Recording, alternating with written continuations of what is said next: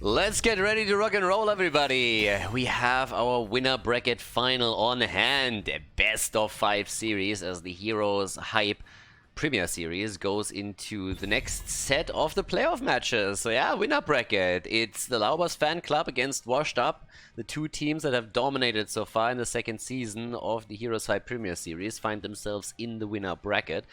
And I gotta say that they actually, or most of them at least, had a much tougher time to get here than people originally expected, especially with the Vikings stepping it up and playing with Quacknix and with Wooby. It was an intense series that we just had the other day. So there's obviously a lower bracket, a loser bracket to this too. So whoever wins here will make it into the grand final with the winner bracket's advantage, but the opponent still has a chance to make a run through the loser's bracket in order to arrive in the grand final too. But again, this is a best of 5 series. Our first map is Battlefield of Eternity, so we can actually expect quite a bit of highlights in here. Chromie gets banned, and we have a ban on ETC, which is always interesting since I would assume that Lauber wants ETC whenever he can get his hands on him, but they might be a little bit afraid that Washed Up is heading into ETC themselves. Chromie banned out against Chris. And yeah, for me personally, the question is really how many times we're going to see Kerrigan in this series, because Nick seems to have found a new love lately. It's Kerrigan, Kerrigan, Kerrigan. And, well, Blaze gets banned out too. That is another pick that I could have totally seen on the side of Washed Up. I mean, again, they for the longest time started with Johanna into Blaze. Now we also have Anna banned out against Banana H, so we're back to these times. So actually, if you just rewind the clock a little bit and you look at the meta 3 months ago, 4 months ago, it was a pretty similar setup where every time Banana H was playing, Anna was banned against him. Then obviously other healers have taken over, but thanks to the recent patch, Anna is back to business, and Banana H was very, very happy to come in and say like, alright, let's go, boys. Hanzo gets picked as the first hero to enter Battlefield of Eternity. And, well, I would still assume that Rhaegar is probably going to be the priority for the fan club. They played with Rhaegar a ton. I mean, Henning has in the past pretty much... Henning seems to have like these phases where he either like completely like one picks into Malfurion or Tyrande, and lately it's been Rhaegar, even though he deviates away from it every now and then into Malfurion. But, well, yeah, and this is one of those cases. Malfurion over Rhaegar this time, and tie with Li Ming. Now, obviously, Chris can play the hero too, so depending on what else they're going to try and pick, we're going to potentially see that. I would still assume that one of the two teams is going to ban Hammer here. Hazorps has been playing Sergeant Hammer on Battlefield of Eternity a ton, and we've also seen Tai on Hammer, so if he gives up Li Ming to Chris, he could do that too. Chris himself also plays Hammer. So one of the two teams is most likely going to look at this and say like, yeah, maybe not quite. Alright, and there is the Rexa and the Mal'Ganis pick. Let's be honest just for a second. If you have the choice whether who you want to give Sergeant Hammer, if you want to give it over to Tai, or if you want to give it over to Gris, at the end of the day, the Sergeant always ends up in the hands of the Germans. So I don't think that Tai, being from the UK, is going to get access to Hammer. If anything, they're going to get like a naval unit or something for him, and going to give him that. I mean, yeah. It's just a little piece of history here. Kerrigan gets banned out. Okay, so even on Battlefield of Eternity, they're saying like, Nick, no, buddy. We've actually seen your play, not really interested. Kerrigan, yeah, not so much this kind of time. And I could totally see that being a pattern for the fan clubs throughout this entire match, just saying like, yep, no Kerrigan for him. Okay, Chen is banned, which means that one of the teams could still drop the hammer if they want to. Question with that is obviously if any of the teams is still heading into something where an auto attacker would make a lot of sense for them right now. So Lauber and Chris, what are we gonna get here? I mean, frontline, Garrosh and Yrel. Yeah, Yrel is starting to make a mini comeback. Oh my god, Yrel played by Wooby yesterday. Whew. Damn, like he was killing nerds all over the place. I mean, he was stomping faces, hoofs first, right there. But now, with Garrosh and Yrel taken, we're waiting for the last hero to be claimed, and that's going to be Chris. First of all, Nick and Banana H have to make their choice, so when we're looking at supports, Rhaegar's still a good take here. And it's Jaina and Rhaegar. Alright, here we go. Jaina, Rega with Rexa, and the last pick on the side of the fan club, the former Granit Gaming team. Chris still needs the hero. Is it hammer time, or are we going to see something different from him? He's been actually playing a shit ton of Sylvanas lately. I mean, seriously. On this map too. So he could play Sylvanas if he really wanted to, if he feels safe. He's one of the safest players actually in Heroes, always has been. And there she is. Sylvanas picked again for Chris as we are heading into game number 1 of the best of 5 series at the winner bracket final at the HeroesHype Playoffs. Game number 1 as we go live with the winner bracket final. Henning on the left side for the fan club with Malfurion. Lauber on Garrosh, Chris again on Sylvanas, Copenhagen on Urel, the Space Goat entering the fray here, and Tai on Li Ming. On the right side of the map, washed up with Hazobs on Hanzo, we have Banana H on Rega, Masquerade on Mal'Ganis, Nick on Jaina, and Equaza is going to play Rexa in this first game of the best of 5 series. Alright, I am ready to roll for this one. This is actually the series, one of the series that I'm super excited for. But still, the games that we've seen so far were pretty epic. There were just some insane matches. Go Next has absolutely stepped it up. Other teams, as the Vikings for example, have done pretty much the same. So every game that we've seen so far has been more or less a highlight, and I'm pretty happy with that.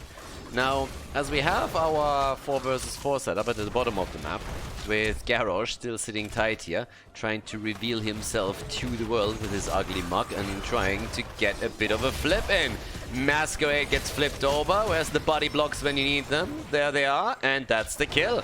Mal'Ganis is down. The Batman eliminated right here, and that means that Gotham City is doomed. Top side, that's why we still have Misha sitting at the side, the Misha flank. Oh yeah, baby. With the Master Rings here as well. But bot side, there's obviously now a bit of potential camp cleaning on Lauber's fan club side, and they're gonna go for that right away. There we have our first Khaldor camp taken. Rega in the meantime is moving to the top. It's a beastly scenario that they have up here. They have Rexa, they have Misha, and they have Rega, and they're just going for it. So it's wolf bite time. Problem is, down to the bottom of the map, you not only have the Khaldor camp, you have also Tai for the poke and Chris to disable the towers if they're trying to push this in. So this is going to be pretty rough. Ooh, that's a kill. Yeah, apparently Masquerade is just saying, you know what, you're not the only one who can get kills, I'm gonna do that too. The problem here is, that was a 3 versus 4. So yeah, despite the fact that they were actually a player behind in this case, they still lost the hero. Lauber a bit overstepping. And right now it is a pretty even game still, but yeah. I just want to see the first objective here, especially with Misha just coming through. There's always a lot of fun guaranteed, pretty much. Lauber is going to the top lane. This is like the moment of defeat, when you acknowledge defeat. You get defeated at the bot lane. Have you ever had that in your games when you are playing on a lane and you're just like fighting an even fight in the lane and all of a sudden one of your allies dies and then they get salty, they sulk around a little bit and they go to a different lane and it's like, I'm gonna go somewhere else now. Now, Lauber hasn't quite pulled that move, but I'm pretty sure that everybody is familiar with that particular one. Usually it ruins the game and leaves like Muradin on the wave clear lane or something along those lines. I think we've all been in that spot. But as we have level 4 abilities picked up, the Hand of Freedom enters the game, and in addition to that, we now also see Strangling Vines, which is going to be super important against Rega's Ancestral Healing. And, of course, the Arcane Intellect and the Hunter-Gatherer right here. So, with this, the first objective is up, but it looks like the fan club doesn't give a shit about objectives. Immortals, are you kidding me? I'm all about killing structures, baby. And they get some serious damage down at that bot lane. Murel still defending the top. Henning in trouble, and the old geezer is down again. Yeah, Malfurion, I gotta tell you, one of the reasons that he is just so slow when he's trying to walk away is that his beard is way too long. I mean, he's just stepping on it, you know, he just like tangles it up and everything. Like, a clean shave is something that I can really recommend. I mean, you are a lot more aerodynamic, I'm speaking from experience here. And yeah, the ladies dig it too. So Malfurion, if you're tired of the Tyrande, I can just tell you, try it out. You can thank me later. 10,000 years of life experience and never really found a razor. Are you fucking kidding me? Needs to be in every inventory. Either way, with the damage at the bot lane already dished out and the fort dropping to half HP, it's time for the halftime show to be secured, and the blue team might lose this one. Damn, son. They might have been able to put some pressure on, but that objective is not looking good for them at all. Despite the fact that they put on the pressure to the bottom of the map, right now they're looking at their own Immortal with 300 HP, and Hazops comes in, delivers the final blow, and then Hearthstone's back for a bit more mana. But the rotation is still there. The fan club straight to the bottom and saying, alright boys, let's go and take the structure down. Generally speaking, not a dumb idea. I mean, let's just think real quick. Oh, yeah, there's another kill against Batman as well.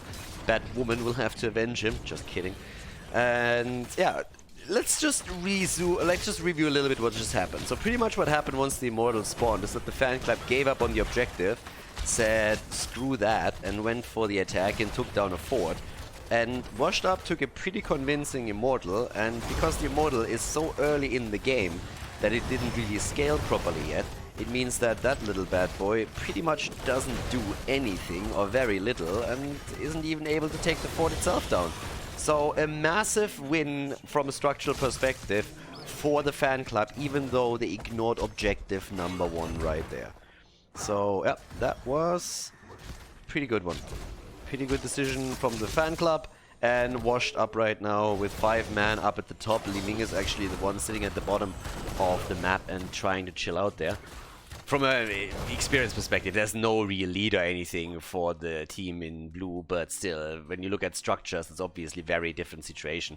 There's catapult pressure at the bot lane now, obviously not the strongest yet, but it's going to accumulate over time, and there's always an opportunity to just move in a little bit deeper and try and get that keep.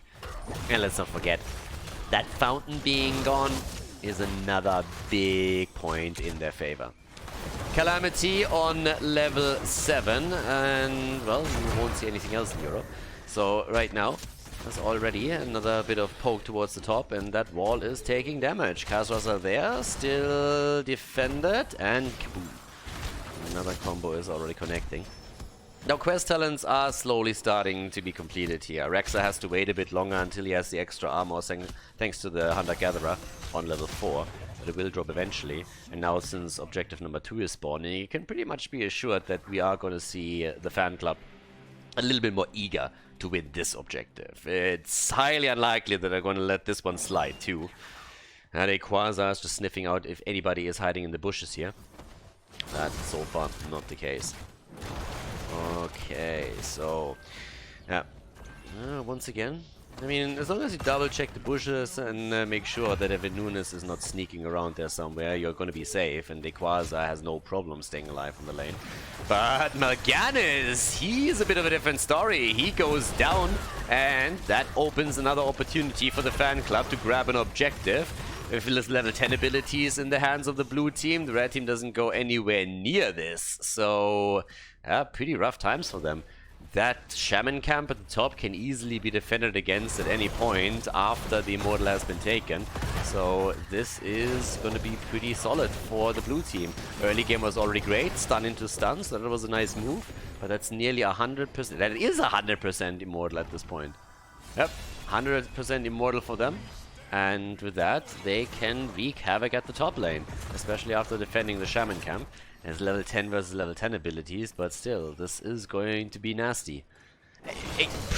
Still, pre-level 10. Sorry, pre-10 minutes. So it's not super scaling or anything, but it is going to be pretty wild. So, let's see. For now, we actually have the attack going straight through the wall, so that's already a big one. And at the same time, Copenhagen takes the fountain down. That's the actual last fountain that we're seeing here on the outer line, so that's making it very difficult on future objectives to tap or pre-tap. And with the fort already gone, guys, they might break through that wall and put some damage onto the keep itself. Fan Club in game number 1 of this best of 5 series is looking quite strong right now. So yeah, they won't be able to break through it too hard, but they take one of the towers down, and that's already a bit of a victory. They have a 1 level lead, bit more than that even, especially with your Rel pushing the bot lane. And this is a very solid situation for the fan club. Both forts destroyed, no fountains left, outside the ones at the keeps and the one in the middle. And they're looking good with this. So, pretty good opening into the series, and the hero that they bodied the entire time is Mal'Ganis. The front line just has huge trouble staying alive. With the strangling vines on Malfurion, even Rhaegar's ancestral healing when he gets thrown out might not be enough to save him, to save the target, but, well, we'll find out. There's already a couple of traps as Lauber and his boys are looking for another kill opportunity. Garrosh is sitting at the front and trying to deliver. Can't really do a whole lot here, but you look at experience, and 13 is so close that with that advantage, they might push this a bit more aggressively, and indeed they do. They go straight to the bottom of the map, wait for another wave that they can take. Sylvanas already with a continuous poke, and unseen from the red team, we have Copenhagen taking another camp at the top of the map. So they're slowly and steadily again controlling the mercenaries, as they usually do. And I want to remind everybody that Washed Up actually in previous tournaments and series has been pretty powerful. I mean, right now I feel like the matches between the fan club and Washed Up are pretty much at 50%. It seems like it's 2 weeks domination of the fan club, and then the next 2 weeks we have Washed Up all of a sudden just absolutely wreaking havoc. But right now, I have no idea who's going to win this series or this tournament. This is the winner bracket final. Even if you lose, you have another chance to move through the lower bracket, obviously. And at this point, level 13 Talonzine gives us again Remorseless right here. And the attack comes through. 13 isn't there yet. They're still willing to fight. Have the water elemental already out together with Misha. Oh, there's the arrow. And Nature's Cure, Lauber survives, and Tranquility is here immediately. Okay, Tranquility is in. Top lane is pushing, thanks to the camp that was taken previously. There's still a bit of an attack happening, but we also have Hanzo, of course, trying to get value from his level 4 talent and his Scattered Arrow build in general against the Immortal, and take that down. Here comes the attack, and especially with Sylvanas, there's a lot of power against us now. 13 is still not there for the red team, and that's a problem. So now we have the halftime show in the hands of the fan club. That gives them a huge lead, and they go for Jaina, and what a beautiful combo. Sexy combo from Lauber's fan club, and they are able to get a quick kill against Jaina, one of the main damage dealers right here. They're starting to move straight up towards the top. Hazorbs is just rushing away, but it seems like another objective is up for grabs for the blue team, and they're already going straight for that on the left, with Ty being in position, Copenhagen moving in, Chris now with Sylvanas trying to deliver the final blow, and this is going to hurt. That push could well take a keep, and we have a solid situation in favor of the fan club. Big boy Immortal once again, they even take the camp. 13 talents by now, at least on both sides. But yeah, the damage output too. 22,000 on Sylvanas, we have 21,000 on Li Ming, 20k on Jaina, and another attempt at the flank. And just look how safe they are right now. They're really paying some attention. Copenhagen, on the other hand, was face-checking a little bit and is about to face-check again. Gets attacked right away. Should be able to jump out. It's only Rel. Little chance of dropping her. Dropping Masquerade might be an option, though. Arrow completely missing out. Lauber low, trying to stay alive here with Tranquility being dropped by Malfurion. And he's moving away from it. The damage comes through Self-Ancestral from Rhaegar. Nick is low on Jaina, and that's already a problem. And they are on the run. The Immortal has moved past them already and is working on that wall. But here come the slows. Masquerade again getting attacked here, trying to move away with the Felt Claws, and they might be able to save him just barely. Hazorbs gets jumped onto too, and Copenhagen is still absolutely Gucci as Sylvanas moves in, disables the structure, and now with a keep gone, we could see them go for the core as well. Half a level to 16. Dominant performance so far by the fan club. Well played here, and Washed Up try to defend as much as they can. It's still only a 12-minute Immortal, so unlikely that they can end right now unless they get a couple of kills. But it's actually Washed Up that is looking for some. Core is at 73%, has taken a lot of damage, but not enough yet to finish it off. And a combo again against Mal'Ganis, but they can't quite get the kill. Ooh, they get Chris though. Yeah, they lock him down. Chris the goner. And the arrow! Cleansed out by Nature's Cure. Well played by Henning. Could have been a kill against Ty if he didn't pay attention here. And now he's able to move away without a problem whatsoever. The problems then again for Washed Up, I mean, they have 99 problems and a few more because all of the forts are down, the fountains are down, the keep has just fallen, the core has taken damage. It's not really pretty at this point. Up towards the bottom lane, we have at least an attack against the fort, so it's a bit of payback time as the outer ring of defense is attacked by Washed Up. But we are seeing Laubers Fanclub in position right here in order to see if they can maybe get a counter kill, especially since Chris is back to business. So they might go back for that. 16, of course, is now ready for the blue team, which means that they have another big power spike, and that makes it unlikely for the red team to be looking for fights at this point in time. That's the cool thing about this tournament so far. There's obviously quite a lot of money on the line, but the cool thing is that a lot of the teams have played a lot safer than they did in previous tournaments and qualifiers when not as much was on the line. So this is more the HGC style that we actually missed since Blizzard killed the competitive scene in Heroes of the Storm off last year. And yesterday reflected that too. We had some very, very close games yesterday. And at this point, teams are looking for that fight again. And especially the blue team would love to take that battle before 16 drops, but they can also look for the objective here and try and take that down. And ooh, yep, animal abuse, Peter already called. Ooh, Chris moving in from the side against Nick, and I gotta say, his handling of Sylvanas is second to none. That bad boy is doing really well with her. And always is able to dish a huge amount of damage out, is also able to keep her alive no matter what happens. I should probably say no matter what happens, but yeah, his death count is, as usual, as an HGC, incredibly low. And they're trying to go in with the silence here on Masquerade, and oh my god, that Carrion Swarm barely connected. Here comes Tranquility, the Boars get unleashed, Urel jumps in deep, but they cannot get Masquerade this time. Instead, Copenhagen has to be careful, but as you can tell, with the damage that they put onto the Immortal, there is a lot to be said for another potential objective victory by the Fanclub. They win the halftime show by the smallest of margins, but they do, and they still have a lot of tap potential here in the middle that they immediately utilize. Bot lane, 3 catapults are already pushing in. Jaina is the one that is being sent down to deal with it, but that means a potential attack against the Immortal on the top side. And that might be what they're going for right now. Actually looking at it. So, yep, there's already our little setup. Jaina and the Rexa are rejoining the fun. Catapults are still pushing through the bot lane, so you still have to be cautious here. One at least is moving in. Heroic abilities are slowly coming back too, especially on the red team side. And with level 16 talents now available for both teams, they might have a chance to make this play. The poke is there. Catapult, by the way, still at the bottom. And also this turret is soon going to fall, which is going to be important. We've seen actually the turret play a huge role in late games whenever those minions started to push against it. So with this already eliminated, that is going to make the bot lane so much more dangerous. The catapult was actually taken down by the minion wave. Jaina rotating to the top, and everybody just keeps poking. It's a slow game right now. In these stalemate situations is actually where especially Li Ming can excel.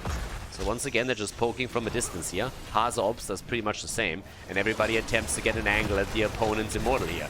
The attack comes in once more. The Snowman gets taken down immediately. Is getting abandoned here from Washed Up, as usually does from Uther's Light. But Masquerade, arrow into the back line, cleansed out by the Nature's Cure, Malfurion in with the Tranquility. And here comes the attack against the Immortal, as Washed Up is saying, boys, we need to get this now. But Jaina is a bit low. Hazobs is also in trouble. Copenhagen is moving indeed. Tai wants the Calamity kill and can't get it. 50 HP left on Hazu. Misha is down. Banana H barely survives. And the core at the bot lane is getting attacked by the catapult again. There's a double catapult right now, slowly taking it down. But the minion wave is dealing with it just as the Immortal towards the top gets annihilated. And we have another objective claimed by the Fanclub. Yeah, it gets tricky now. With the top lane already taking damage, 1 tower down, gate nearly destroyed, 73% on the core. This attack, even with a weak Immortal, should at least yield damage on the keep and possibly the keep itself. So, let's see. Misha is getting sent into the bush where Lauber was already waiting, so they play it safe. But the attack is coming, and that Immortal might not have a big shield, but they should still take damage on the keep itself. And if a hero or two fall, then this might be lights out in game number 1.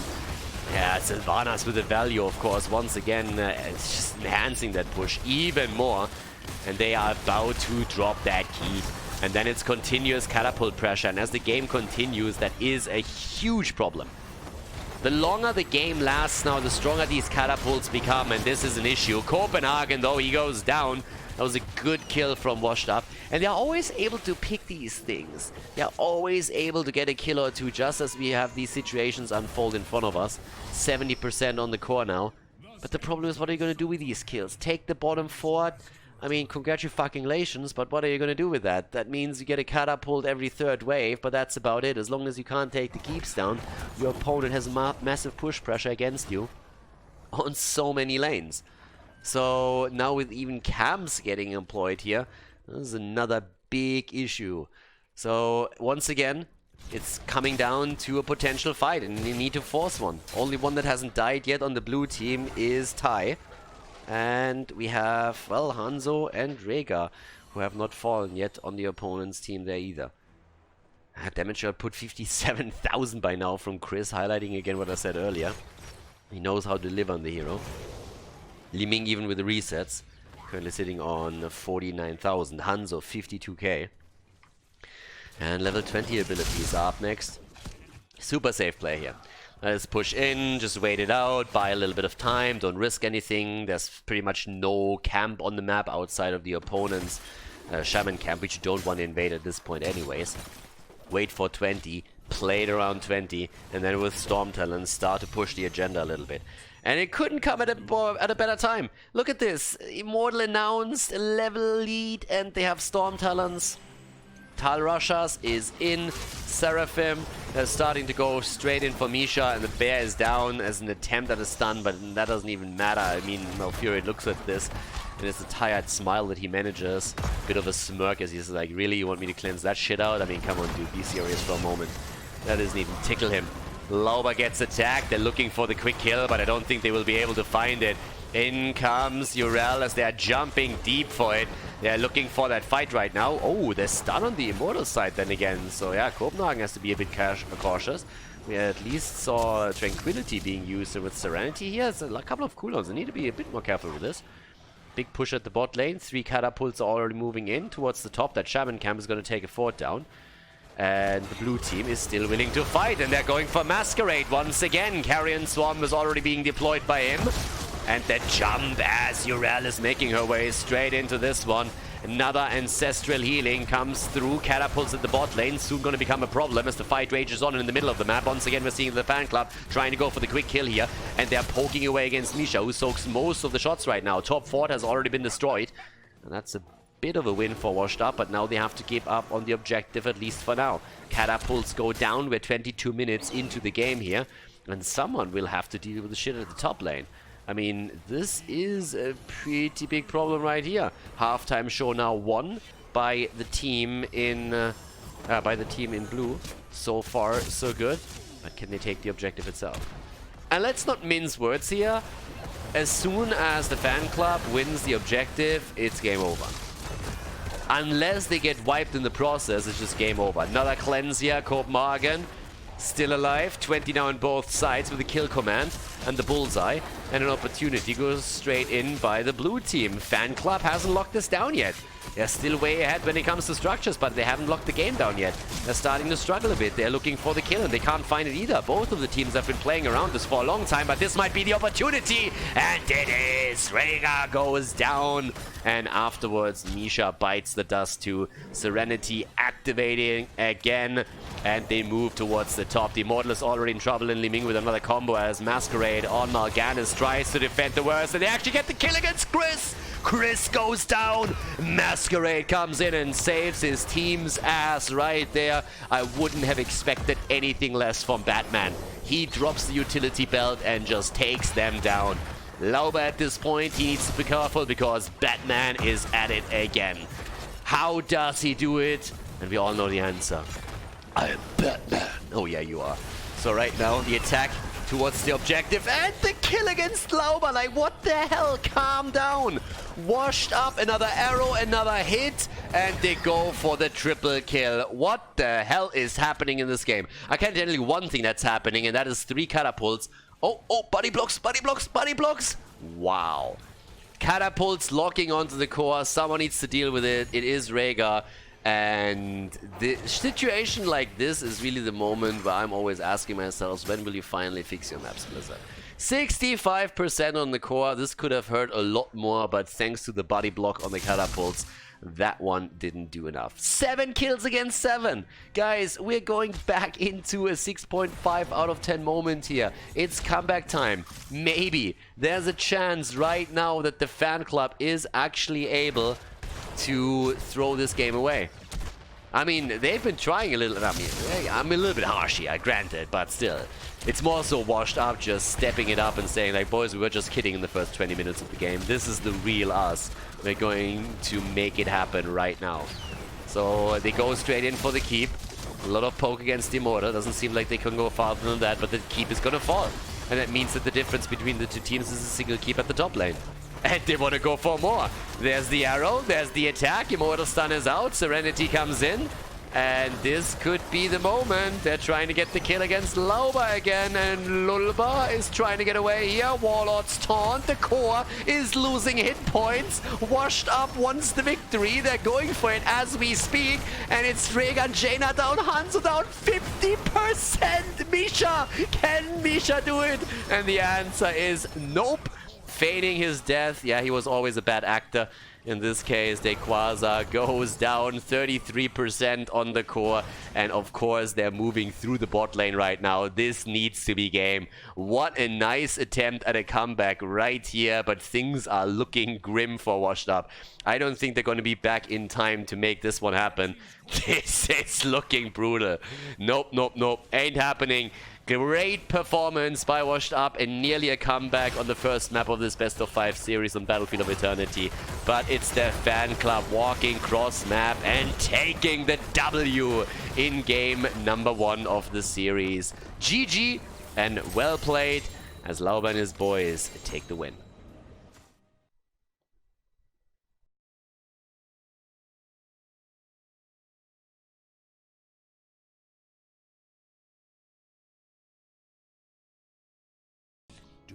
Game number 2, it's Towers of Boom.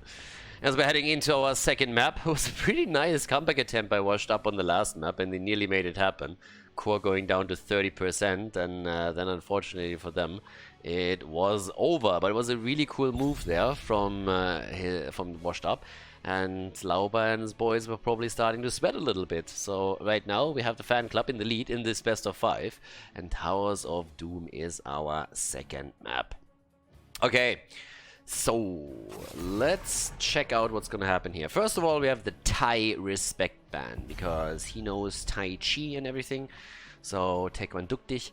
And therefore now the ban against Zeratul, our little breakdance and martial arts connoisseur.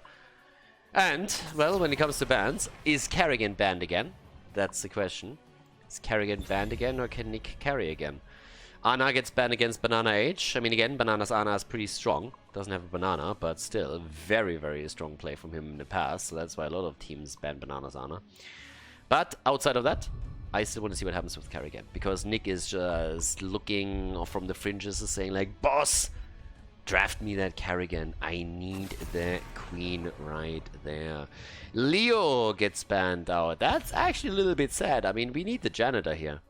We need the janitor. Blizzard released the janitor for a reason. They needed the closet for the rest, or for the remaining part of the development team for Heroes of the Storm. And now with the janitor actually banned out, he's going to stay at home and it's going to get a little bit crowded. So yeah, it's unfortunate. Means that the next hero release is going to be pushed back by another 4 weeks because nobody can move in there and there's not enough space and everything, and everybody is just like, I can't move my arm, I can't go for the art and the design, and yeah. It's just a sad times. ETC gets banned again, and actually it's interesting that consistently we've now seen ETC banned out by the fan club. So it's really something where they expect that ETC gets picked in the first pick position, maybe even by Washed Up here. So Junkrat is played. I mean, Junkrat again, super strong these days. We've seen him yesterday multiple times. Rework has done quite a bit for him, especially after Blizzard then came in and already buffed him again. So now Junkrat is even a little bit stronger. And with our little double pick here on the left side, what are we gonna get? Falstad and Johanna. Okay. Little Jojo and the bird. Very, very early bird, actually. So, not really a late pick into a global because you try and play around a very early commitment to Falstad. And, I mean, Zeratul is banned out, but if they can get anybody that can get their hands quickly onto Falstad, then... in the days of old, you would have been afraid of Genji right now. Mal'Ganis again, and Rhaegar gets picked too. So, yep. Both of them are in. I'm a little bit curious if they try to counteract Falstad in some way, because you can obviously still play the Haka if you want to have a global. If this was a Mopsio team, we could see also, well, pseudo-global demon hunters rushing across the map in Superman form with the Hunt, aka Lydon. But yeah, there gets the Malthael ban. Alright. The Aspect of Death gets banned out here. The guy with the hoodie. We could actually go for a full hoodie team. There are a lot of hoodie guys in there. I mean, Vala has one, Malthael has one, Tyrael has one. There's a lot of these guys. It's a 5-man street gangster team or something. Chen gets banned out again. Yeah, no love for the Panda. The Panda is just a little bit strong these days when he jumps into the back line. Especially onto Junkrat or something like that. So, next two picks in right away. Yeah, blue team, let's go. What are we going to get? Henning with... well, Rhaegar's picked away, so we could see Malfurion again. There's Ty already. Look at that. Sexy outfit for Ty. That man... It's actually interesting. He really knows to dress despite the fact that he's from the UK. What's up with that? Gotta respect that. Rexa also taken for the top lane. So this time Misha is going to play on the other side. But Misha came out to play again. And let's go. Ty, by the way, is going to play for the UK national team in the Nations Cup, in case that you guys were not aware of that. They registered one team. Oh, and there's the Pada. There's the hammer again. Actually, in the hands of Nick. I guess that's going to be swapped around. Either way, one of the Germans is going to control the tank here, and the Quasar has Blaze. Okay, so far so good. Now with that said, last pick. Malfurion, the old geezer, is in again. Alright, enough geriatrics for this one. Towers of Doom, ladies. The 1-0 lead in the best of 5 series, actually, for the fan club. Let's see if Washed Up can force the third game on a tied series, or if we're going to see a 2-0 lead in this one for the blue team. Let's hop straight into Towers of Doom. Game on, everybody! We're jumping into game number 2, and it is Towers of Doom with Henning on Malfurion for the fan club. Currently in the lead in this best of 5. Lauber on Johanna, Copenhagen on Rexa, Chris on Falstad, and Ty on Jaina. On the right side of the map, Banana H on Rhaegar, Dequaz on Blaze, Hazorbs with the German engineering again. The Germans on the tanks. They're gonna try to get these auto attacks in. And Nick on Junkrat to probably supply a little bit of support from the backline here with the grenades. Masquerade on Mal'Ganis. And time to shine. I mean, it's actually interesting to me that the Sergeant wasn't banned out. I mean, normally that's exactly what we're seeing here, but not so much in this game. I honestly want to know at this point what post-HGC Hazorb's win rate on Sergeant Hammer is. I think it is pretty stellar. But yeah, the Germans and their tanks. Never-ending story. So, we have an auto attack build for Falstad. That is actually more than a little bit interesting. It's not what I expected here, but it's happening. A seasoned marksman on level 1 for Chris. So he's just sitting there. He went for the early bird draft. So, well, if there is a worm on the other side, then he might be able to grab him, but no Abathar in this game, which is also kind of surprising, because this is a map where you can definitely play Abathar if you want to. But either way, we have Batman back to business again. So, yep, came just back from his last encounter with the Joker. Is actually playing together with him right now. And let's see how they're going to play this out. 4 stacks already for the bird towards the top. And, well, actually, where is the bird? Ah, there's the bird.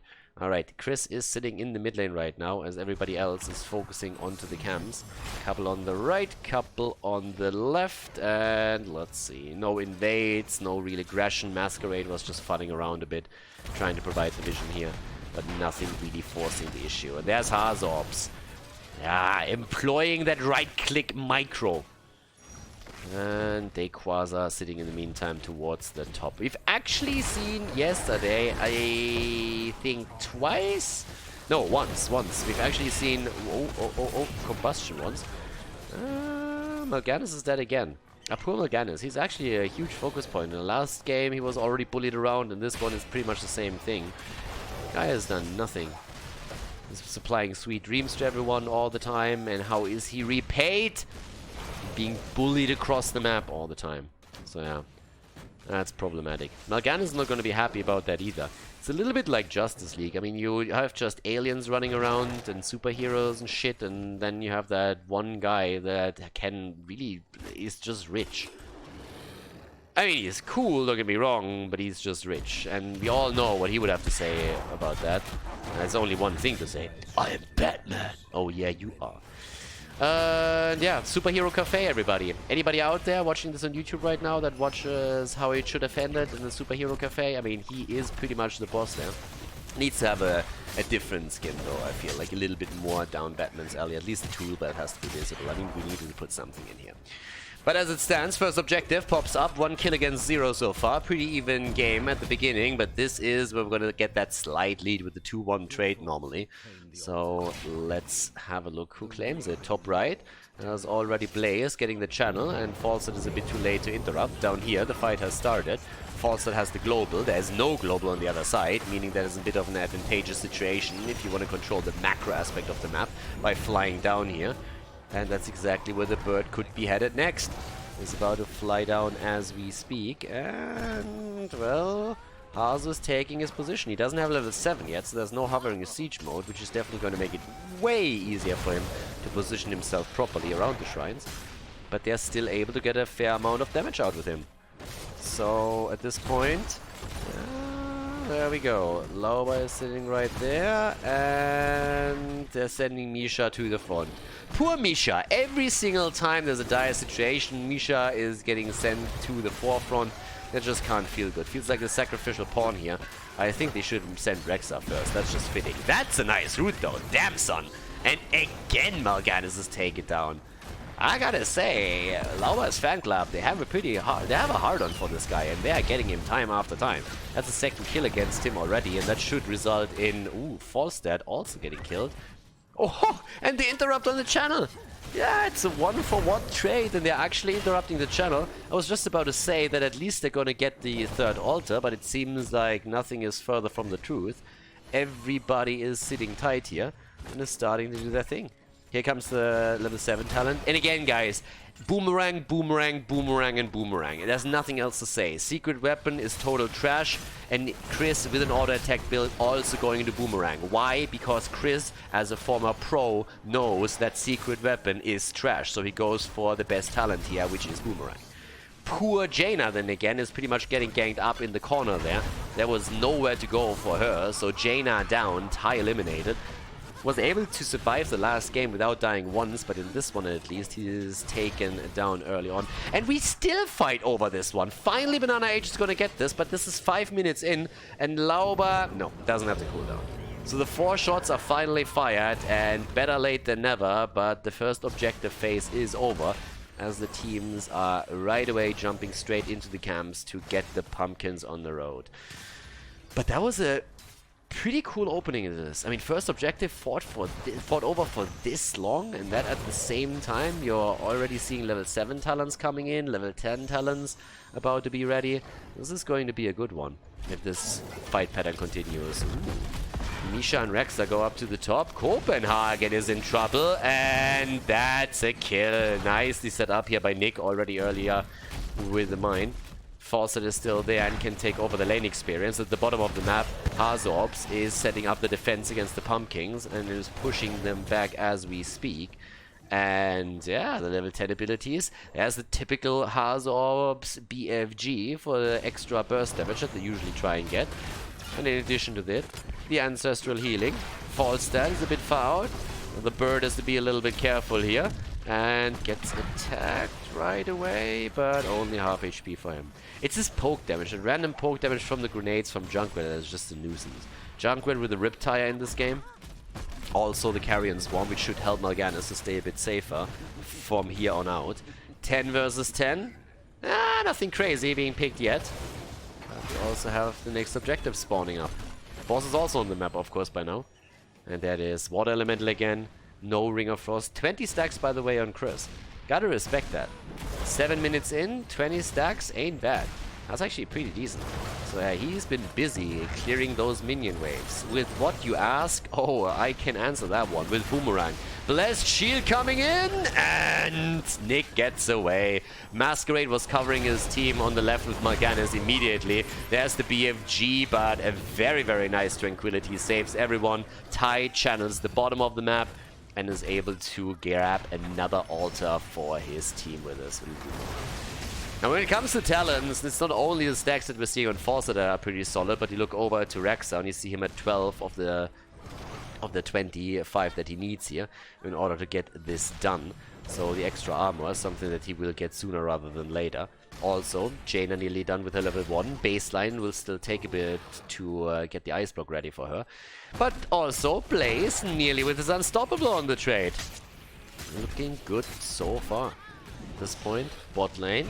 There comes the quick move against Lauber again. It's all about Hazo and the auto attack, seriously. If they can protect Hammer and bring Hazo into a good position, then they're looking at a really solid game. And Hazo, he has an incredible success rate on Sergeant Hammer. There's a reason why nearly everybody is banning out Sergeant Hammer against Hazo Ops and Washed Up. On this map, on Infernal Shrines, and a lot of Battlefield of Eternity too. So he's always good for a pick into this. Pretty much in the same vein that he was always good for Vikings pick or an Avatar pick in the days of HGC. Even though these days Vikings is not something that you see a whole lot anymore. But at this point, doing our little attack down to the bottom. Jaina in trouble. And she gets out. But Masquerade is able to get away for just a second. There's the Mighty Gust against Rhaegar though. The Self-Ancestral. And the Riptire as they try to get the kill. Misha is actually about to fall, but she's not the only one. It seems like Mal'Ganis is going to go down again. And yep, he is dead once more. I mean, he's always coming back, like full-on vampire style. They need to impale that guy. We need an impale right here in order to finally put that beast to rest. But so far, Mal'Ganis is always coming back into the battle. But he is starting to really not have that impact that they were hoping for. Copenhagen with the... Oh, the interrupt actually doesn't even work. Copenhagen with the channel. Yeah, those grenades are a little bit too late, Junkrat. Yeah, he's a little bit too slow on that one. Needs to take better aim at that. I mean, and if I was Joe Rogan, I would ask him right now if he's ever heard of DMT, and I would say he did, because that aim was not true. That guy can't be sober. It's something that he's smoking something, I can tell you. 32 stacks now for Chris, and Giant Killer continues the auto attack build that he's rocking in this game. Plus, in addition to that, we have 3 kills against 3. And it's actually an incredibly close game. We're memeing around here a bit, and I agree, but still, it's 13 versus 13, nearly even on the points on the course. 3 kills against 3. Quest talents, as they get completed, will tip the balance a little bit in this game, but so far, both of them are just playing on an incredible level. I love what we're seeing here. It's also a lot of control over camps that is going to be important, and the higher the death timers rise, the more chances we have to see a boss taken, which will obviously drop a few additional points off the core list here.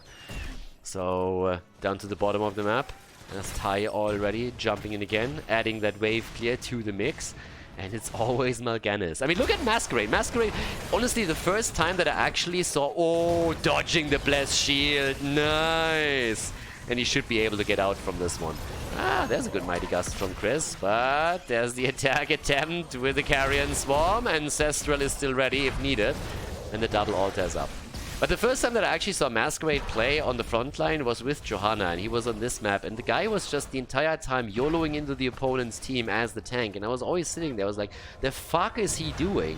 And the thing is, he never died. And I was just looking at this, and he was zoning out everyone. It always looked like he committed suicide, but he was just all the way out there in their face, but he never really died. And I was just, at some point in the game, I was looking at it, it was like saying, like, this shouldn't work, but it's working. He's actually absolutely crushing it here. And he's doing fantastic with this. Now in this game, he has performed a few times, and in the previous map as well. But he's also going up against the best team that we have in Heroes of the Storm right now, or arguably one of the best. So it's a little bit more difficult here. But he loves to be all the way out there in the opponent's face and really zoning them out and creating space for his team. And he is one of the best tanks that we have these days. Now, one altar already channeled, the second one being fought over, but the battle down here at the bottom still can rely on the bunker from Blaze and also on the ancestral healing. Mal'Ganis moving in once again. HeroesHype taking position at this point, is starting to jump in here. In comes Lauber, they want to go for the killers. Falstad is already starting to move in from the side, looking for a couple of auto attacks hit against HeroesHype, but the bird is down as the Sergeant drops the hammer. HeroesHype with the German efficiency right there. The last hit confirms the kill. Ty is on the run, and again, it's the little gank against Jaina here as she is getting sandwiched by Mal'Ganis and Blaze. No chance for her to escape. She goes down. That's a kill. And now we're looking at an early level 16 for Washed Up. Game number 1, they looked at the turnaround. Couldn't make it happen. They were close, but weren't quite able to get it done.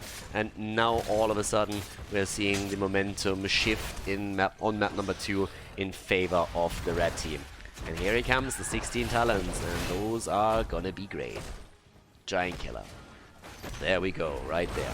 Giant Killer in, and that is going to threaten the front line even more. Now Chris with the auto attack build is nearly done with this quest. Now it's obviously endless stacking, but you still get the quest reward, and that's something that they're looking for now. And in terms of the damage output, we can have a quick look at that too. 29,000 on Jaina, 56,000 already on Sergeant Hammer. And yeah, Junkrat on 40k. The bird with 26k though. A little bit more than Johanna at this point. Yeah, there's the quest reward, and also we have the talents coming in, which gives us in this case the afterburner for a bit of quicker positioning here on the side. 16 versus 16 talents, and it's time to shine, ladies. So right now, it's going to be an opportunity to maybe grab a kill or two, especially if Chris is with the act available, ready to drop that as well. The only one that has died on the red team side is Mal'Ganis, which in and of itself is actually not really that bad. I mean, as long as he keeps the rest of the team alive, it's totally fine. But he needs to be careful that he doesn't get taken out now, since the death timers are by now so high that it's more of a problem. Bit of experience lost to the blue team as Blaze has pushed this out. Dequaza's already waiting for the objective to be announced so that he can actually move in and take the first one. At the bottom of the map, it seems like we're going to see the fight happening right here. Chris is already down here, not even at the top. They're starting to both go in. Ancestral on Rhaegar. Banana H needs to be cautious. The rest of the team is rushing away. Here comes the Reptile as he goes in. Connects it with 3. A little bit of damage. And they're going for Jaina again. And Ty is low, but is able to survive this. Dodges out on the BFG too. The problem is that Blaze comes in from the side. The ice block, but it's not enough. Down goes Lauber. Both of the blondies are dead. And with 20 points on the core against 24, it seems like Washed Up is going to go for the whole bell tower before they're going for the objective itself. HeroesHype's on the way forward, and that's going to give them another edge. Already Dequaza coming in from the side. A little birdie apparently told them what was happening. And Henning is able to get out of harm's way before the jet propulsion connects. So Banana H gets it. That's another 5 shots off the core, and that drops the blue team down to 15 points. 15 against 24. More aggression towards the pumpkin camps. That's the main reason why you're focusing on the bot line in the first place. The amount of camps that will travel through it. And thankfully, for the team in red, they also have a massive lead in experience. So around level 20, they will have a huge advantage. 46 stacks by now for Falstad. And Chris is getting more and more damage on the board and has by now also eclipsed the damage output of Jaina herself. So it's definitely a pretty solid performance by him. The problem is that they're going up against HeroesHype, who's just zoning them out from every objective, every single bell tower or altar. So he's just firing away. Copenhagen gets pushed in. Riptire, Feint Death saves him for a second. They Quasi still sitting tight. Blessed Shield doesn't connect as much as they wanted to. And Rexa is dead. So is Misha. And here come the pumpkins. And that's an easy triple connect. One through. There's the second. And they make it work. All three connect. 12 points against 24. They are doubling the amount of hit points on the core now. And nobody has died on the side of Washed Up with the exception of Garrosh. The other guy, Melganis. Garrosh isn't even in the game. It's a little bit paler than Garrosh, just a tiny little bit, in case you didn't notice the difference. I'm happy to help out here. It's a subtle difference, but I can tell these things. I have an eye for this. Yeah, the only one that hasn't died yet on the blue team side is actually Malfurion. So now 80,000 damage already from Sergeant Hammer. And there's level 20 abilities. Storm Talons, baby! And in comes the bat again, going for the bird, but not able to lock him down. Instead, they're focusing onto Johanna, and that's a potential double channel that they could get. It's actually Copenhagen was trying to get this as quickly as he can. Chris is even supplying the Mighty Gust because they're saying, guys, we can't fight this one. Just try and grab it. Grab and run. Grab and run. In the US, that's illegal. Heroes of the Storm, that's totally fine. 7 and 21 points, and thanks to level 20 talent, we're having another objective claimed. Well, in this case, it's actually the boss, a mercenary, and that's another 4 points, and that will drop the core down to 3. Still no level 20.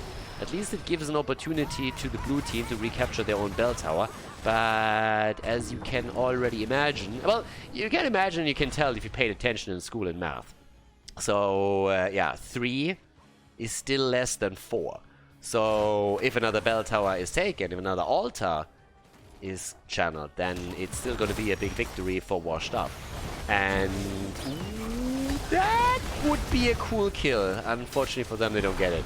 And Banana Age with... Oh, not even the Ancestral. Doesn't need that shit. I don't need an Ancestral for you. But yeah, if that tells you anything, kids, then it's that you need to stay at school. You can't make it as a pro gamer if you cannot do math. So yeah, but you're gonna raise your arms in victory even and just before you realize that you didn't have enough core points. So 20 against 19, 21 against 3, and again the time to attack here with the altar spawning, and it's a single altar on the map. We're talking about 1 at this point, and the damage output, yeah, 47,000. Chris has a lot of stacks by now. He has a lot of stacks. I mean, that bad boy is sitting at 57, so that's a lot of auto attack damage that he can drop. Problem is his hit point pool more so than anything else. So, yep, here comes the position. There's the level 20 talents for both of them, which gives us, in this case, also the Radiating Faith right there. Trying to get those stuns connected. Falls dead with the Mighty Gust. Nice siege tactics from Hazorps. Well done. And Banana Age is able to survive. You gotta be kidding me. Even gets into the bunker. Heroics are deployed everywhere, but it looks like the first kill comes through against Lauber. Johanna down. Rega bites the dust too. And that's actually the support gone. That's a problem. Frontline eliminated on the side of the fan club, but they still have Misha. But the support is gone. Tai again. And Tai likes this corner, I have a feeling. He died in this corner now for the 3rd time, I think. So I'm not quite sure what it is with Jaina and Punishment, but she absolutely loves that particular corner and gets regularly ganked up there. That's a kill against the Sergeant then again, and that's a huge problem because all of a sudden a lot of the damage that we've seen for Washed Up is just simply gone and down the drain. Quasar is nearly dead, doesn't seem to have the cooldown ready on the fountain, or he would tap. Nick can interrupt this a bit more against Chris, but it's 3 versus 3 all of a sudden. Yeah, game's not over. 60 stacks by now for Chris, so he is doing well. There's the wind tunnel, and that's pretty much the get the fuck away from her altar move from the bird. And that's 4 shots fired. Kaboom. 17 against 3. Can you remember how game 1 ended? Anybody? Anybody out there? Yeah, it was a nice move from Washed Up just before the game ended, but the winner, when everything was said and done, was the blue team, and they're going to try and do the same thing again. So they're already starting to jump in and see if they can maybe turn this around. And we've seen crazy comebacks on this map. If you start to lose control over your bell towers, anything can happen. Now, we're not there yet for Washed Up. All they need are a couple of good kills, but still, There's hope. There's hope for Lauber's fan club at this point. And there's also a boss coming up in 1:30, which is pretty important as well.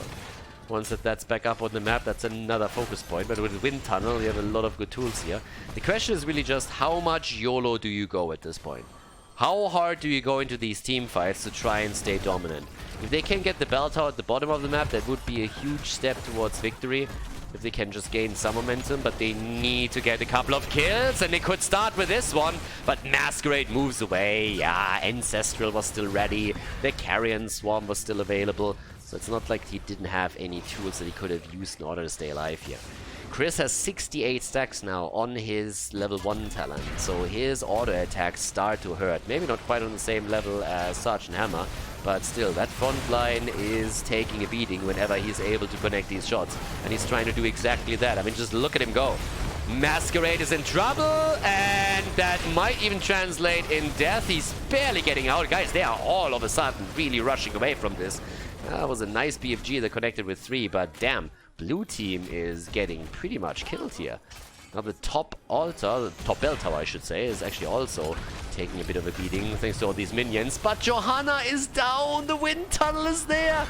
Copenhagen trying to get the channel, and this is a disaster. Just as they were looking stronger and stronger and stronger, it seems like they might not be able to get it. Banana Age gets the channel, and this is game, ladies and gentlemen. It's a 1-1 in the best of 5 series as Washed Up claims victory on map number 2. GG.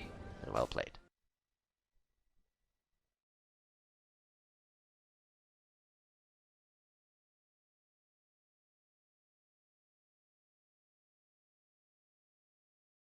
Game on, everybody! Infernal Shrines! Yeah, the series is tight now, a little best of 5, which is awesome for us because it means that at the least we're gonna see 2 more maps, Infernal Shrines and 1 after. Could see also a full 5 mapper, I wouldn't mind. And here we go. Jojo gets banned out, and well, this is a map where obviously Wavefleer in general just reigns supreme, so it's a good ban for sure.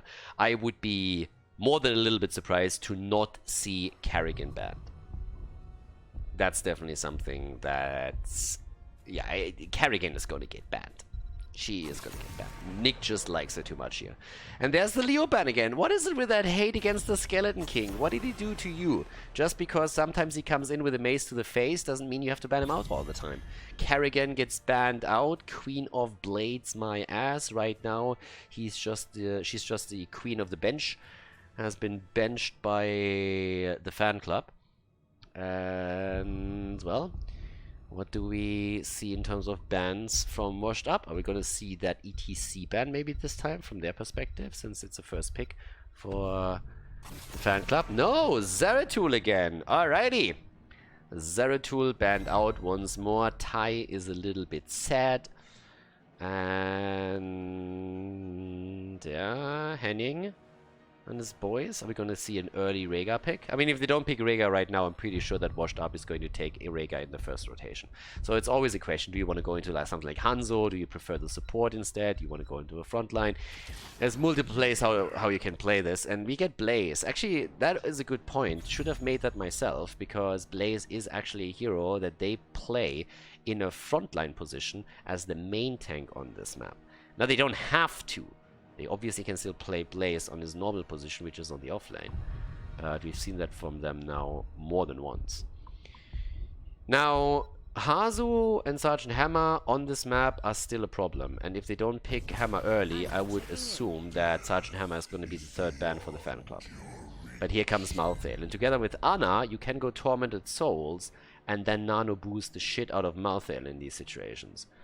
Yeah, nano boost is at the end of the day nothing else but just heavy drugs, and Malthael likes those. I mean, the aspect of death is already sitting there.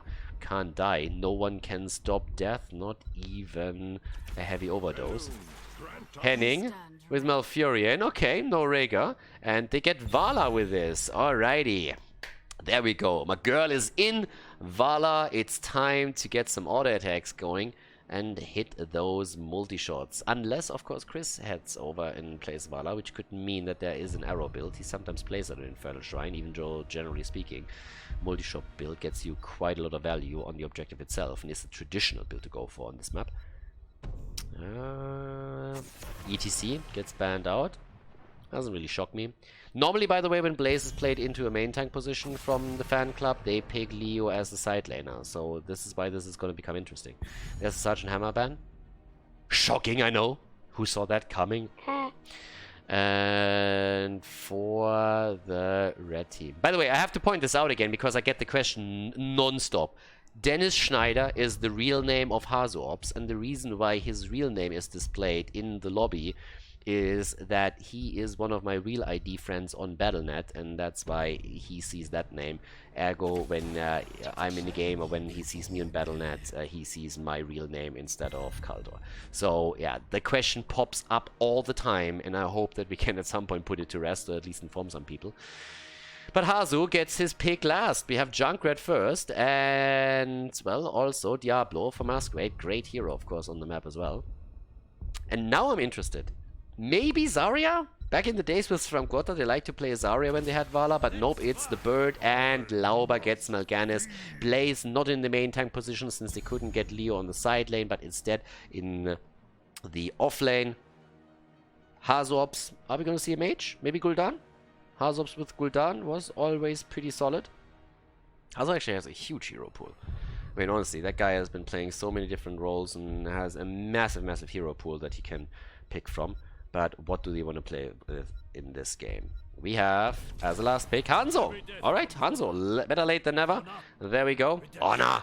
Infernal Shrines, ladies and gentlemen. Our third map between the fan club and Washed Up.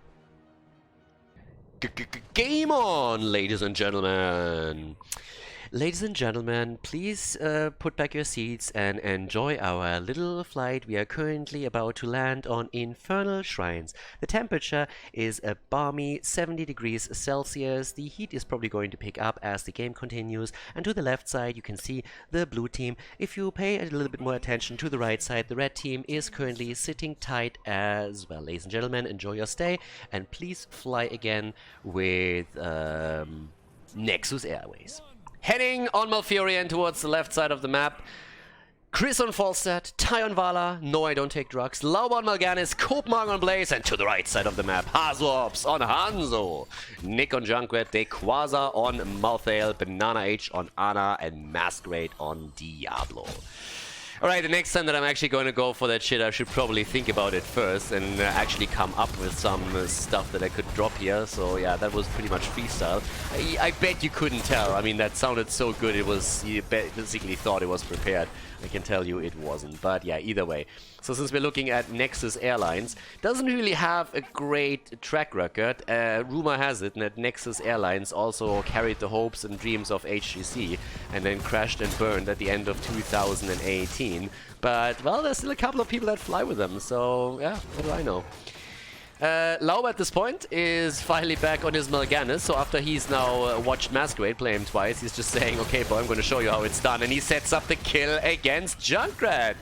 The rat is down, and that's a quick early kill in this game. Nicely done. Our top lane, where Kopenhagen and Dequaza are going up against each other right now, is obviously going to rotate a little more into the middle if need be in order to get the next wave and take that on too. And for now, in terms of talents, we have actually a Scatter Arrow build for Hanzo. Banana H, I really want to see where the Nano Boost goes. I mean, obviously, at this point, we kind of expect Tormented Souls from Malthael. We'll wait a little bit longer, but you just look at his level 1 talent. He went for Death's Reach, so this is already a bit of an indicator that there's a very good chance we're not going to see last rites in this game. So, the jumps come in. Down at the bottom of the map, this is what the team in blue is known for. Mercenary camps, mercenary camps, mercenary camps. And we're not talking about Plastic League mercenary camps there. It's like, oh my god, we're right in front of the keep and it has 2 hit points. But at the other side of the map, there's a mercenary camp, and the rule in quick matches, you take that first. No, we're actually talking about nicely controlled mercenary camp rotations, grabbing it whenever it's up, not sacrificing any lane experience for it, and therefore getting an experience lead over your opponent. That's exactly what the team in blue is known for. They're playing exactly the same style here again. And probably by the time that we are having this one come up again after the Shrine fight, we'll see it being picked up as soon as they can. So this is really something where you can learn from the Fanclub. They're probably, when it comes to camp control, the best team out there right now. And it's always important that you try and time it with pushes, with objectives, at the same time not lose out on lane experience when you go for it. And they do that better than any other team these days. But as it stands, right now we have the multi-shot build for Vala. Fantastic, of course, for Infernal Shrines. I talked about this a bit previously. I think the only Vala player that wouldn't go for a multi-shot build is probably Chris. Even Chris does it most of the time, but he's sometimes still fond of an arrow build here. It obviously doesn't give you as much value against the objective as the multi-shot build does. Basically, in a competitive game, anything outside of you going for an auto-attack build is going to give you value. That's pretty much the rule of thumb right here. So, with this, we're starting to jump straight into our first objective. Camps at the top are already colliding. Down to the bottom of the map, the bird. Again, in a little bit of trouble. The German Eagle. That's pretty much what Chris is right there. I mean, honestly, his stacks in level 1 and level 2 were kind of scary. He was sitting at nearly 70 towards the end. That's something for an auto-attack build. Azorps gets also attacked here, but the zone out from Lauber is pretty solid, and with 32 against 23 stacks, they've taken a massive lead. Blaze is helping with that too, and Copenhagen, just as I talk about him, is starting to drop in HP and has to retreat here, but Melganes is coming again in with a Night Core, and they should be able to grab the last one.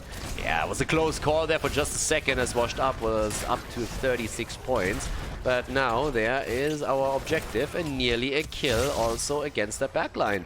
Falstad is moving towards the middle and will very soon move towards the top again, as Malthin is already making that rotation. And at this point, there we have it. Arsenal is in. There's the Boomerang, of course, again. Level 7 talents are ready. They go through the wall and they zone everybody out with the help of the Punisher, and will also then grab the fort. Great first objective. Doesn't really get much better than that. And there's also Chris, who has taken a camp, but couldn't really provide a lot of vision here. He actually had to move away because two heroes were threatening him. Now, as you've probably seen in previous games, the traditional play with this is you take the camp, you provide vision over this by simply attacking it with a ranged ability, and then the Khazras are going to attack that too when you get an easy snipe against the fountain. Hasn't happened here. But the camp taken comes back to my point that I made earlier, the camp control that we're seeing from the blue team. Now that they stole the opponent's camp away, they're going for their own on the left, and then the next stop is going to be the bottom of the map, where they're going to go for the third. And it will be reflected in the amount of experience they get through mercenaries. And pretty heavily at that. It's one of the main reasons why they're always able to establish these leads. I mean, just look at this. This is already 4 times the mercenary experience that... sorry, 3 times the mercenary experience that we're seeing from the Fanclub compared to Washed Up. And it's only going to increase as these camps are taken away from the red team. So it's a big lead in the early game, and this is what can help you with a snowball. So quite important to note that. Also, mid lane aggression continues. Hanzo is the one that has to deal at the bottom of the map with the camps that are pushing through. And it's only a single kill. Again, we have nearly a level lead and it's a single kill. Roots on the ground again as Malfury is making his way through. The wall has already been dropped. Falstad is pushing out the top lane thanks to Boomerang with all of the wave clear that he has. And it's time to shine. Also in terms of talents, again, Tormented Souls, I'm telling you. Black Harvest and Massacre. He is going for that nano boosted Tormented Souls that we're going to see soon enough. Mighty Gust is in for the German Eagle, having Strafe and Tranquility taken, and they're pushing with level 10 abilities in for another fort. I mean, who's gonna stop them? There's no 10 yet, and Junkrat is in trouble and gets wrecked, and he's not the only one. There's even a kill against Hanzo as the bird goes straight in and takes down Azorps. So that's 3 kills against 0, that's a level lead, and that's in addition to that also a second fort destroyed. And Melganes still teases us a little bit. Look at him. Lauber, that little shit. He's just Hearthstoning back, hasn't picked the Carrion Swarm yet, and is just saying, I might take Dark Conversion, you don't know. And, well, we'll find out, I say. But there's the Tormented Souls, Apocalypse. So Hanzo Arrow into Apocalypse is actually an option now. And in addition to that, it's again the Reptile. Yeah, next objective. Gonna spawn soon, but there is a lead, and it is a significant one. The bird again, already at it, and he goes for it! Look at that madman. Dark Conversion is in. Let's see how much value he's gonna get out of this one. Alright, Copenhagen completes his quest. There's the unstoppable for him right now. Malthael sits at the bottom of the map. The man with throat cancer is trying to get a little more experience for his team. Kids, don't smoke. Don't vape either.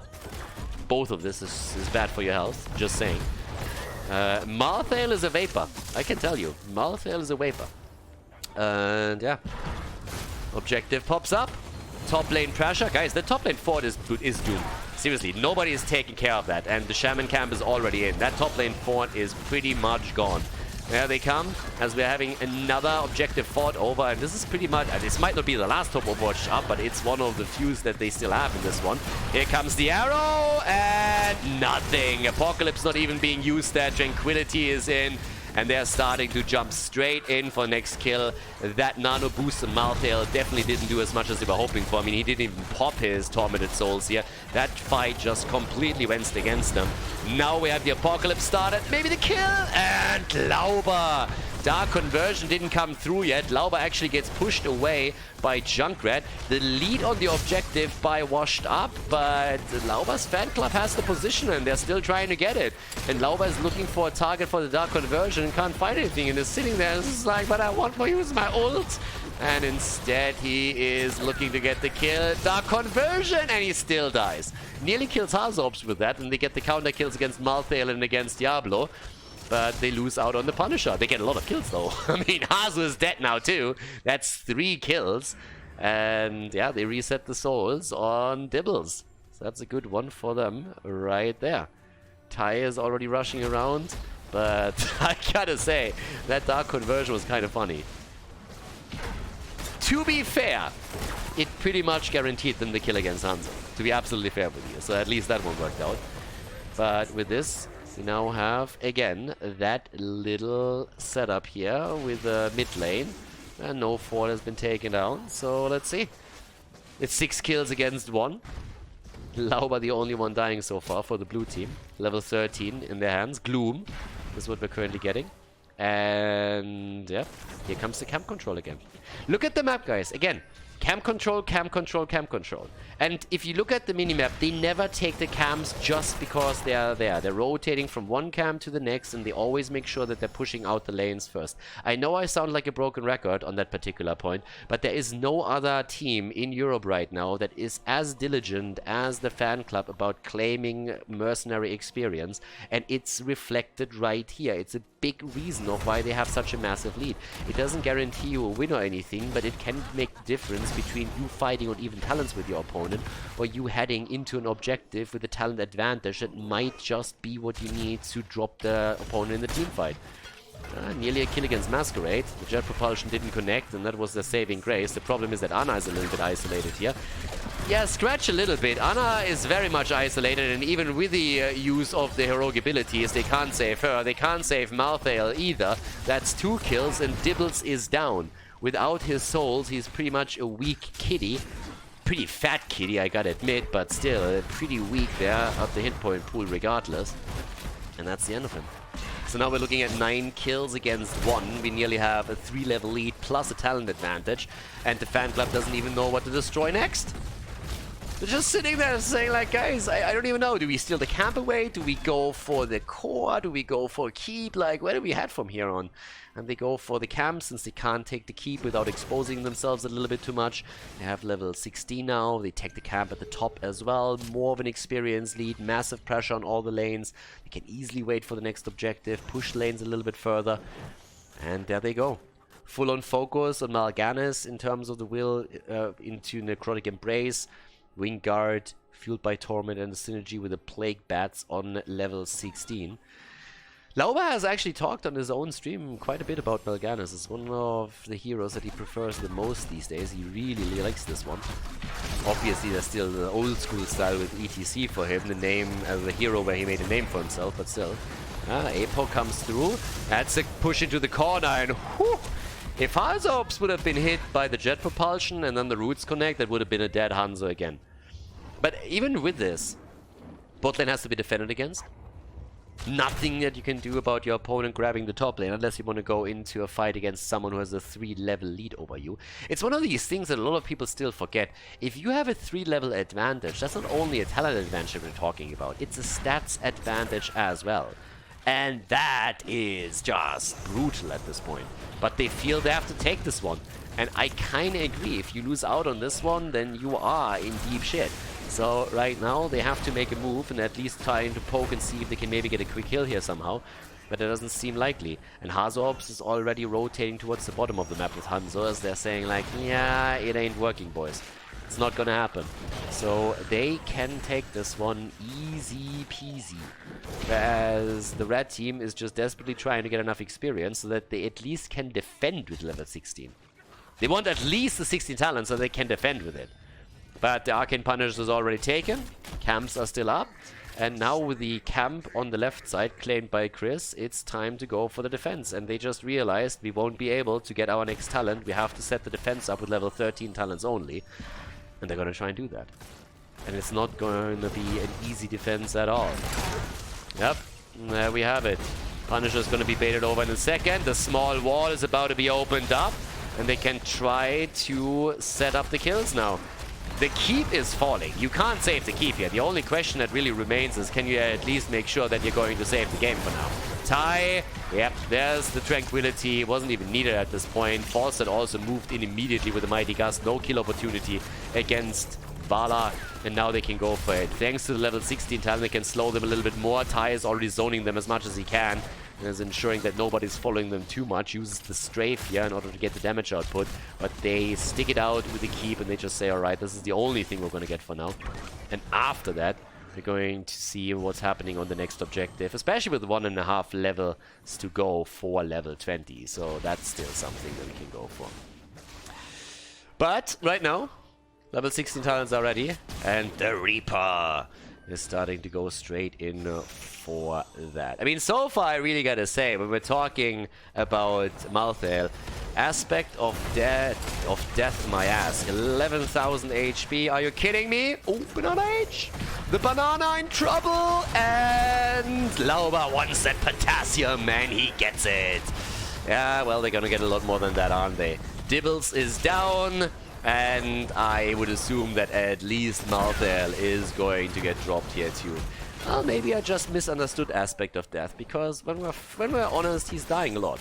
Ooh, that's a big arrow, by the way. Yeah, gets immediately punished for this arrow. And no, with punished, I don't mean he has to play for a North American team at this point. But gets taken down. And with only one remaining, the arrow was the last thing that he did here. Not even level 20 is in the hands of the fan club as they're going for the core. And this, ladies and gentlemen, is going to be a lead again for the fan club in this series. They take the 2-1 lead in the best of 5 against Washed Up. GG and well played.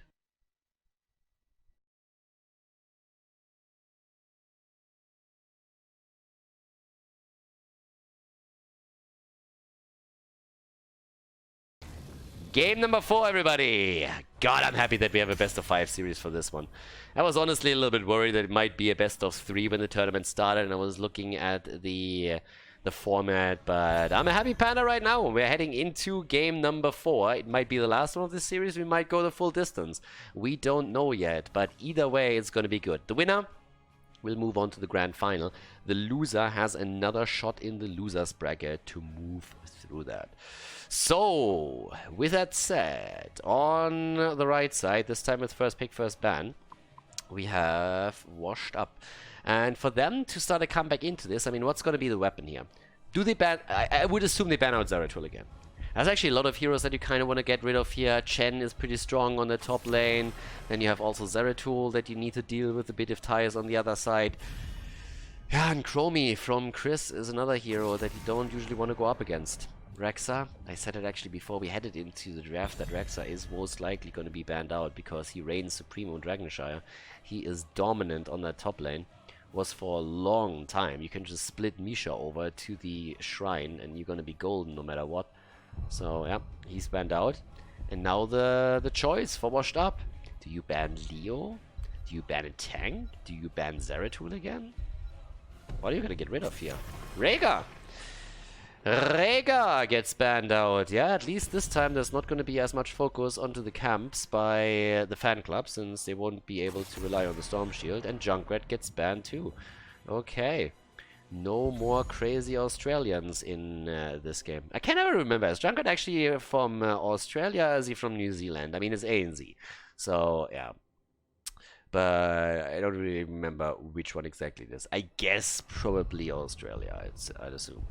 But yeah, either way, doesn't really seem like a Kiwi. He's a little bit too crazy for that. Then again, Kiwis are probably a bit crazy. It doesn't matter. So, Hanzo, first pick for them. Okay. Junkrat looks like someone that regularly fights drop bears. So, I'm going to call Australian right here.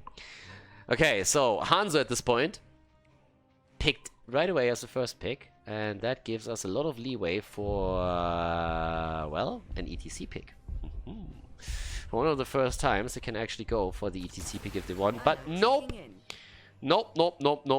Melganis. Lauber doesn't bat an eye. And goes straight into Melganis once again. With Ana taken by Henning, that's one way how you can ensure that Banana doesn't get his Ana. You just take Ana away from Banana. So, yeah, that leaves us still with a good opening for them. And there's, of course, plenty that they take. This is also a map where you could play Tracer.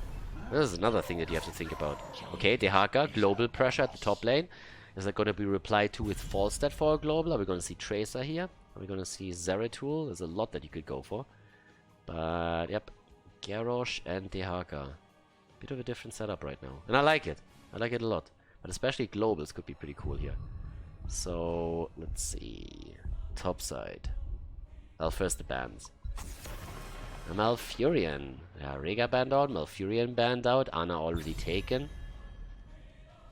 Let's see what they're gonna head into for the support. But yeah, I was a little bit surprised that we didn't see ETC taken early on by the fan club. I mean, Granit Gaming for the longest time has gone into super early ETC picks because you can play him on the side lane and in the main position. So on the other hand, though, the Jaina ban. Okay, no nano boost for Jaina. Tai already played it previously. The problem is Tai can play a lot of mages. One of them Orphea. So Coffin Girl could make her way into this. Well, and I guess we're going to find out a little bit right now. First of all, I'm interested to see if we're going to get the bird and who's going to be the top laner against Dehaka. We have Leo for the first time in. There's the bird. Chris again with the German eagle. And what else? Leo! Finally not banned out, and he's gonna make them suffer. Tai with the last pick. And the one thing that you don't want to pick right now is probably Tracer, or Ana is just going to freak out the entire time. It's like, just stand still, the fuck are you doing? I can't hit you. But yeah, so very unlikely that we're gonna see that pick, but Tai still has a couple of options here, and it could be nasty.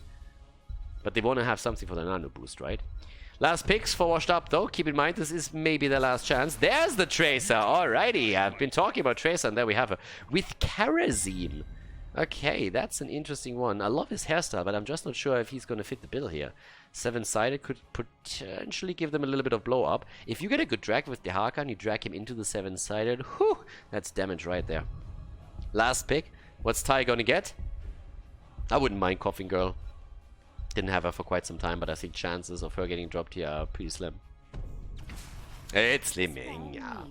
It makes more sense. I would have loved an Orphea just for the lulz, but now we have Ana and Li Ming as the combo. It's reset time, baby, and let's see if they can close the series out with a 3-1 victory and move on to the grand final, or if Washed Up is going to force the final map of this best of 5. Let's head straight into Dragonshire. The fan club is in the lead, 2-1 against Washed Up as map number 4 starts up. And we are on Dragonshire. On the left, Henning on Ana, Copenhagen on Leo, Tai on Li Ming, Lauber on Malganis, and Chris again on Falstad. Over to the right side of the map, Hazorps on Hanzo. Currently have Dequaz on Dehaka, Nick on Tracer, Banana H on Kerosene, and Masquerade is playing Garrosh in this 4th game of this best of 5 series. Okay, so who's going to take the victory here? 3-1 for the Fanclub, or is Washed Up gonna force the final map out of this one? Now, a little bit of a deviation from Lauber compared to the previous build that he has. This time, the time to feed. Don't take that too literally. That's the one thing that I would advise before Lauber goes full on crazy on this one. But yeah, we'll see how that works out for them. A little bit more heals right there. And yeah, that's the support that they're going to need. When it comes to Falstad, Chris has gone back into the wingman build. Oh, a bit of an attack at the top. Leo, the drag connects. Leo should still be fine. And yeah, Kopmak is going to get away here. Even Chris is moving in and helping out a bit. Oh, we have a bit more even. Banana H with the action. Yeah, that is definitely a bit of a problem. That's just like too much Adderall right there. It's like full like a body on speed. Karazim is just zipping around. The good old times when Karazim was released and some people played him as a melee assassin. I can still remember the times when the very, very first Fnatic setup back in the days did that quite a bit. And yeah, the melee assassin Karazim. Yeah, it was kind of interesting. Good times back then. A lot has changed. A lot has changed. A lot more heroes in the game, of course, since then too. But either way, both of the teams, as the 1 minute mark hits, are starting to focus their attention onto the Siege Giants. Siege Giants are going to come in first. The Global sitting at the top side. There's a bit of a different setup with the Global here. Thanks to the setup, we have the Haka now in a position where he can Global into a team fight. Falstad is pretty much in the exact opposite position where he's holding the mid lane, so he can fly down to the bottom or to the top. So if there's a gank opportunity top side, he's going to fly in order to get the 2 versus 1 situation against the Haka, if there's a kill opportunity. Or if there's the need to defend the lane, he can help out as well. Traditionally, in that case, he would more so walk over, but we'll see. Level 4 abilities with the dominance on level 4. Lauber gets dropped in, but actually turns it quickly against the opponent. So far, so good. There's the parting gift, pressure, and the channel, and he gets it! Dragonite, 2 minutes in, and an ass kicking for Garrosh is a little bit of a thank you because he was too late to the party. So they steal the Dragonite away. No, they're not gonna get too much with this. If they get the wall, they're gonna be happy with it, because this is super early in the game, as you can already tell, and the scaling of the Dragonite has changed. I mean, just look how quickly it loses its hit points here already. Early Dragonites just don't do a whole lot. If you keep them alive long enough, you can at least capitalize on the Dragon's Breath and use that Fire Breath in order to take those minions down. That's exactly what he does. There's 3 heroes that have to move into the mid lane also to make sure that the Dragonite doesn't get too much. That allows more pressure at the bottom of the map, where 2 more turrets are gonna fall. But yeah, that's obviously a bit of an uncomfortable start for Washed Up. Didn't lose a hero yet, but losing that Dragonite definitely hurts. Or at least annoys you a little bit. So top side, the Haka still defending. Dragonite with 1% is still up, by the way. Got another Dragon's Breath out, and that allows Copenhagen to clear the lane quickly. Here he's gonna fall. Copenhagen is down. The helpful Ghost is eliminated. It's gonna be back soon. The problem is the counter kill against Masquerade would definitely put them on the back foot again, and that counter kill comes in. Tai moves away on his volleyball Li Ming, and Hazuops is also just barely making it out of here. Quick sleep session for Banana H, but Tai didn't have a combo ready to take him down. The problem is that Tracer might actually die. Hello? Tai survives, and oh, I spoke too soon. Banana H goes in, and he just zips around to the top and to the bottom, and he gets the kill. 2 kills against 1. Well played! Karazim, look at him. Be water, my friend. Be water. Yeah, our little Bruce Lee here is going full in on the aggression and has so far done a solid job. Has annoyed the opponent a little bit, has gone in for a quick kill there towards the end against Li Ming, just as Tracer was in trouble. So nicely done. Calamity on 7 for Li Ming. In addition to that, also Boomerang for the bird. The German Eagle is still flying strong here, with a Willing Vessel taken.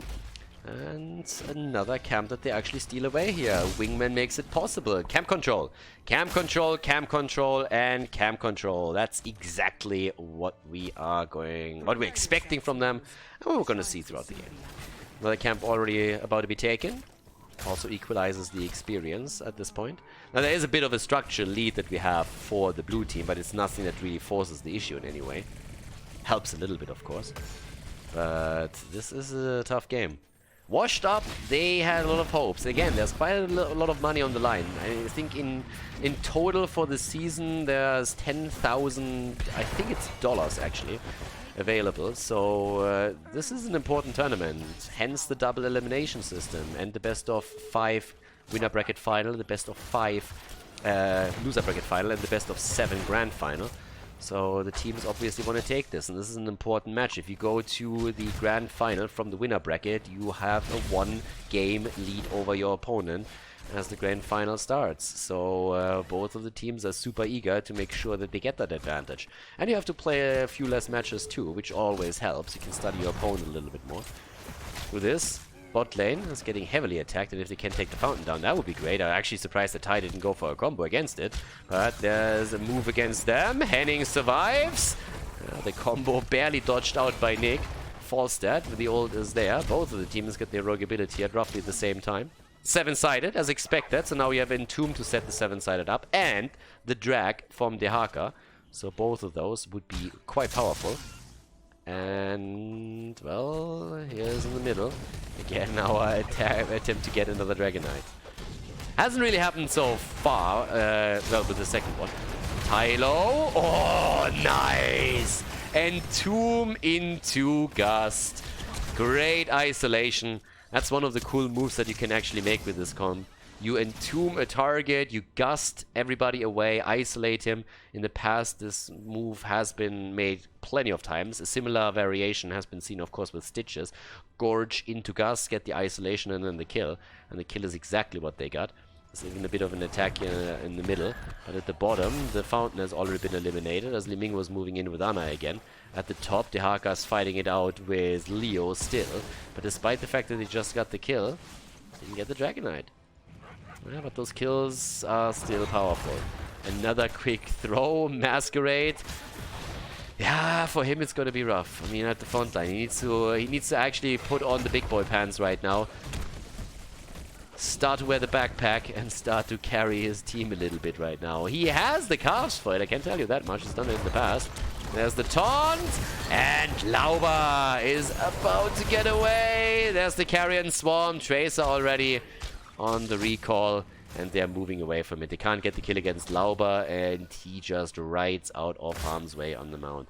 But the entire time, it's just really just like a back and forth between the two teams. This series has been incredibly close from start to finish so far, and on map number 4, it doesn't make a difference. We have 2 kills against 2, pretty much even experience. And Lauber gets attacked again, and this time he doesn't have the Carrion Swarm available, but is able to move out with the Nightcore. So camps claimed once again by the blue team, which allows them to push the top lane a bit more aggressively and finally give control of the top shrine in the hands of Kopenhagen. So pressure against another Dragonite. Masquerade is immediately rotating down and saying like, yeah, we're not having any of this. We're having none of that. We're going straight down to the bottom, we're rotating around them. And we're going to claim another shrine. Which also means that there's an opportunity for the blue team to take Siege Giants. And again, you just have to look at it this way. There's every single time there's a move against them, they force an action out of the opponent's team. They make their own move in order to capitalize on it.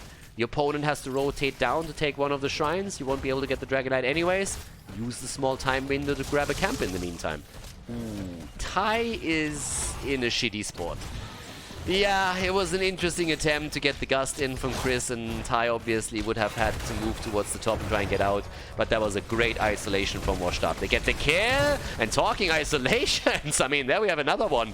This time literally the ult of Dehaka, 2 kills for the red team, and they came, I want to say a little bit out of nowhere with a great rotation, but now that gives them a bit of momentum. Now, it shouldn't really affect Kopenhagen too much. She dodges out on the drag, and that was important. But there's a Dragonite on the line now, and this time it's the blue team that could lose out on it, since we see Washed Up starting to make the play into the middle of the map, as Garrosh is already sitting there saying like, hey, take it, baby, I'm gonna get this one. And as the two of them fight it out, down at the bottom, there's still Chris. Has to be careful as Azov is moving in now too, Henning the only one to help him out. In the middle of the map, the fight is continuing as we speak, with more attacks against Masquerade. There's the drain, they get that. Falstad flies in, they're going for the Haka, and the burrow to together. Oh, nice. The isolation again, but can they get the kill? It looks like they cannot, and instead it's Lauber who goes down. Arrow connects with Tai. No consequence in this case, but still, well done. Great isolations, actually, against Dehaka. Dragonite is now claimed, but the setup from the Fanclub was actually really nice. But then the counter against Lauber, can't get the Karen Swarm through in this case. Now we have 5 kills against 2, and Washed Up is showing more and more signs how desperately they want that 5th map. They really want it right now. So they're starting to jump in with more and more aggression, and the first fort of the game falls. First fort is down, the lead is there in the hands of Washed Up, and they are moving towards the bottom of the map to try and get damage onto fort number 2. Dragonite gets attacked, tries to go through the wall there, no problem for him, and eventually is going to fall. 15 against 15 still, so very even in experience, but the lead is there. The lead is there. Washed Up could force this into the 5th map. Right now, the attack against the Dragonite, and a bit of a punt against Lauber again. Dehaka is the only one who's currently sitting topside, since Leo has even started to move in. Nick gets attacked, drops the bomb, no hesitation whatsoever. Cavalry is here and is doing cavalry things. 23,000 damage by now from Tracer, and they're actually going for it again. And Copenhagen, nearly going down. 7-sided, and Karazim is dead. Can't get the kill against Leo. The rotation came in. Sleep and even the nano boost sacrificed for that little maneuver. But it allows them to steal even more camps away from the opponent and get level 16 in the process. Ding ding, as Falstad comes in with the wingman. And there we go. Another camp claimed. 3 kills against 5 now. And we have 16 talents. Oh ho ho, diamond skin, baby. Alright. Diamond skin gets played, Royal Focus is ready, so is the Airy Gust after the Flow Rider for the cooldown reduction and the earlier activation of the Tailwind. And on the side of the red team, the elongated Tongue to make Dehaka even more of a problem with a Cleansing Touch as well now. Okay. Yeah, we're getting ready for this one. This is going to be a big battle on level 16. It's going to be a cool fight. Nick so far has been doing quite well. But can he honestly get these kills against Falstad and Anna plus Li Ming when they really need it? And they're gonna need those soon. They are still slightly ahead, especially from a structural point of view, but this game is by no means over. I just remind you of game number 1 again. Battlefield of Eternity was an absolute blast, and it was back and forth. I mean, these comeback moments that we had there were pretty incredible. So we should not count anybody out there. And it's again, camps the entire time, taken time and time again by Chris, who's making sure that they have the pressure on the lanes themselves. So now the move towards the top lane to take this one down and then empower their own camp at the bottom of the map. Hazu is jumping away from Tai. He doesn't want that fight, I can tell you that much. Lauber is rushing away. They're just running around them. They're waiting for the objective to pop up. They're trying to get the pressure with the camps. They're helping out the top lane a little bit and then rotate in with another attempt. 7-sided. And can they get the Entomb? Not quite. The Dehaka comes in, gets the drag against Ana. The arrow's out as well. And they're going straight in for the kill, and they're going to get them. Lauber with the Carrion Swarm is he's trying to get a counter kill against Sequaza. Yeah, maybe honest Dehaka, but it's not happening so far. Leoric is already moving away, dodging the tongue. But there comes Tracer and Hanzo with the scatter arrows, and 2 heroes down. Fantastic engage by Washed Up again. They are able to grab the kills and they go for the objective. They're starting to take some serious damage at the top lane, but at this point it's more about the next Dragonite, and this one would be a big one. Already at the bottom of the map, the pressure. Lauber taking the pole continuously. Copenhagen is going to be back soon, and Masquerade is going for the Dragonite. Dragonite is in, top fountain is down, fort is taking damage, but it's time for the Dragonite to shine and go straight in through the bottom of the map and try to drop the next fort. They're going for it. Now the poke is there. They're trying to burn it down as quickly as they can. You look at the experience lead and it's an entire level. An entire level right now, just before level 20 is in. Those Storm Talons, they are going to hurt. They're going to hurt a lot. And how do you play against this now? The fights are always forced at this point by the red team, and they're doing well with it. Whew, that was an important jump. Banana H nearly getting taken down again. That nano boosted Li Ming would have absolutely destroyed Karazim, but he had the jump target and went for it. Dehaka isn't even there. The Haka doesn't care. He's at the top right now, trying to take that fort down. That's again the Gust combo. And it should be a kill against Masquerade. It should be, and it is, but Anna dies too since Nick got the kill. And Chris is low, and he falls as well. Level 20 in the hands. Ooh, there's the Li Ming kill even. They got 3 kills against 1. This is looking more and more like we're going to see a 5th game in this series, guys. Lauber is also going to get dropped. This is just bad for the fan club at this point. Yep. They are getting murdered. 11 kills against 4. Washed Up is turning up the heat right here. Starting to move to the bottom of the map. And yeah, this is looking good. Bullseye, Contagion.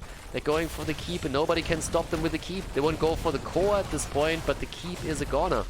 Keep is down. Actually, are they going? Nah, they can't go for the core. They don't have enough time.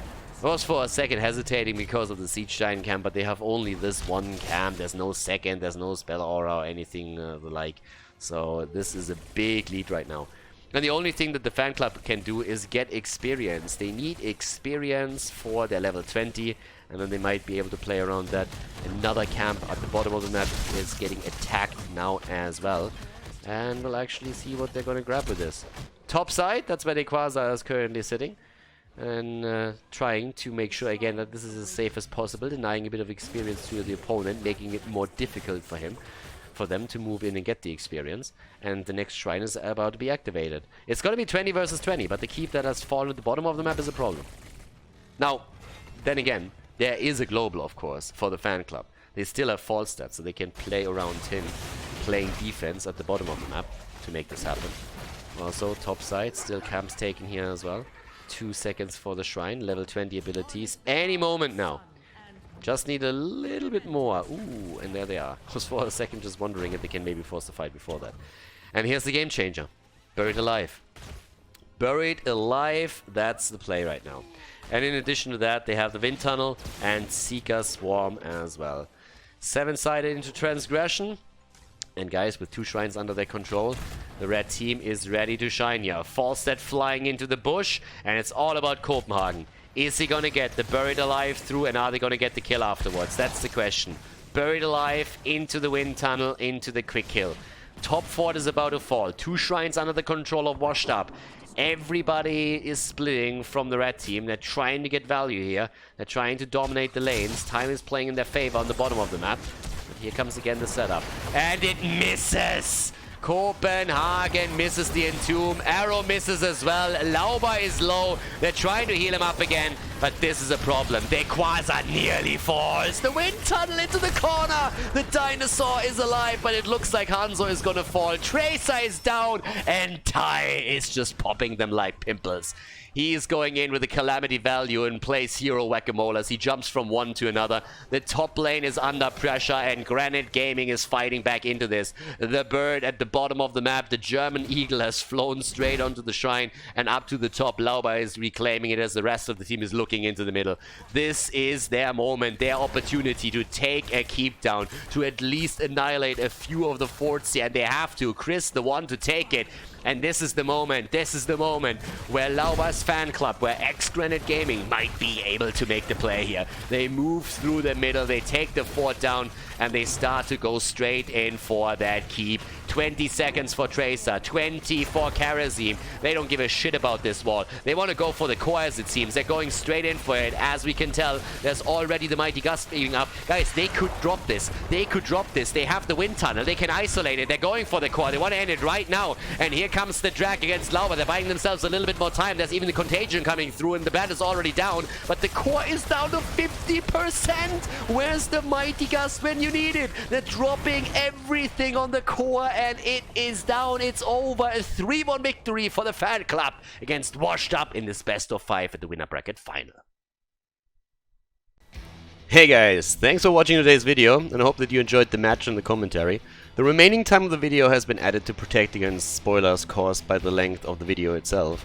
But please keep in mind, though, that this does not only mean more work for me, but also has a negative impact on the popularity of the videos and the channel because of YouTube's algorithms. Would be greatly appreciated if you'd consider supporting the channel and help me to continue the daily esports coverage by clicking the join button below the video or supporting me through the Patreon page linked in the video description. Thanks a lot for the support and see you guys next time.